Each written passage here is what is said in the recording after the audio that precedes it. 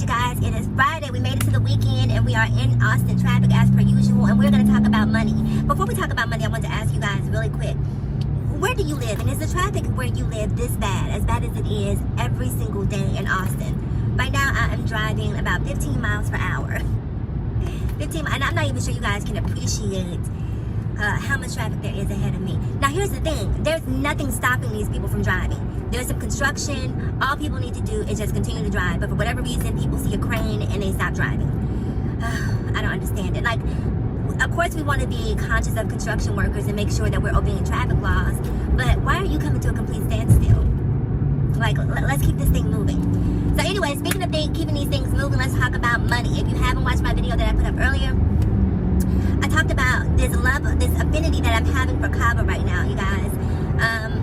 Earlier in the week, CAVA reported earnings, its quarterly earnings, and they knocked the earnings out the box.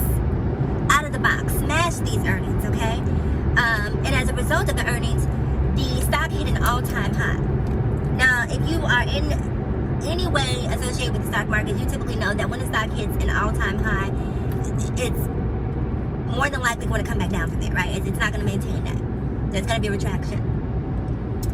So my plan was to wait for CAVA to retract, to wait for it to come back down. And it didn't come back down. It tanked, you guys. All of the gains that it made after earnings, which was probably, what, $25, $30? I can't remember the exact amount, but there was a significant gain after earnings. CAVA not only gave it up, but gave it up to the downside, right? So it is now beneath its 200-day moving average. Beneath the 200-day moving average. Now, there's no catalyst for this because it just be earnings. You know, there's no story about E. coli or salmonella. You know, there's nothing, there's no reason, I guess, other than taking profit. It's the reason why we're seeing this downturn in CAVA right now, because there's really no logical reason.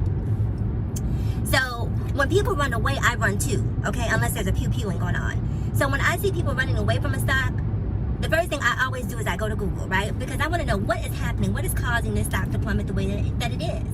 I have to go do my digging and do my research. I don't just look at a stock that's in a downturn and think to myself, oh, this is a great investment or a great buy, because there could be a recall that happens often with Tesla. Elon could have said something anti-Semitic. There are a lot of reasons why, or, you know, Jerome Powell, if you guys don't know, I mentioned this in a previous video, get to know Jerome Powell. He could have come out and gave a speech. And so there could be a lot of reasons why a stock is either experiencing a spike or declining. You have to do the research to figure out exactly why. So when I saw CAVA basically retracting in a way that was mind-boggling to me, the first thing I did was go to the news, right? Because I needed to know why this was happening. I could not for the life of me find any story that would warrant CAVA dropping the way it has over the past couple of days. But yet here we are, okay? And so for me, no negative news, just beat its earnings, underneath its 200-day moving average. These are all positive signs for me, right? Now here's the thing about investing. Investing really comes down to hypothesizing, right? You want to take indicators, right? And you want to look at those indicators and you want to hypothesize what is the most likely conclusion in terms of what the next move is going to be for this stock. Is it going up? Is it going down? And when I look at CAVA, all I see is room for it to go up. So while it's down here at in the 130s and potentially the 120s, I'm going to buy.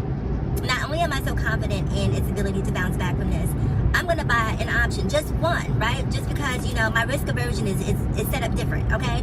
I don't like to put too much, so I'm going to risk about $450, $500 in a call towards the middle of December.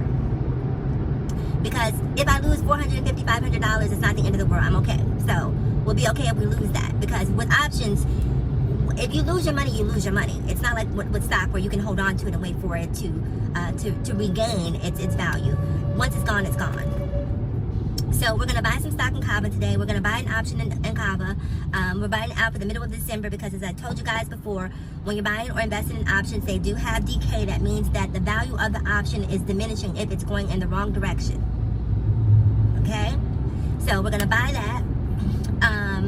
We're also watching Tesla. I have a price target set on Tesla for around maybe in the 290 to 265 is where I'm looking. Right now, I saw it was like 317, 318. I think this is what we like to refer to as a breakout fakeout, because Tesla recently touched this 200-day moving average as well, and it experienced experienced a bounce as a result of that. And so, I'm sorry, you guys. So I'm just watching for it. And again, I mentioned this in my video earlier, I'm being patient. And that is one of the things, if I had to give advice to any investor, and this is advice that I have had to learn the hard way, is that patience is a virtue. Patience is an absolute must. Because we want things to happen on our time, and that's just not the way the stock market works. It works on its time. And you have to be patient enough to know. You have to look at the indicators enough to know which direction you think it's going. And if it goes in the opposite direction, you have to be okay in knowing what goes up must come down, and what goes down typically goes back up, if you're investing in the right stocks. So Tesla, I'm looking at again from 290 to 265. CAVA, I'm just going to buy right now. It's just, to me, just such a deal. I feel very confident in buying some CAVA. And CAVA is one of those stocks that I'm going to hold on to long term. My plan with CAVA, this is my plan. I'm going to hold on to it for 3 months. Every 3 months, when we start approaching earnings, I'm going to sell 50%, right? And I'm just going to hold the 50%. So if it goes up, great. If it goes down, great. I at least have 50% that is uninvested that I can, choose to do whatever I want to do with at that point.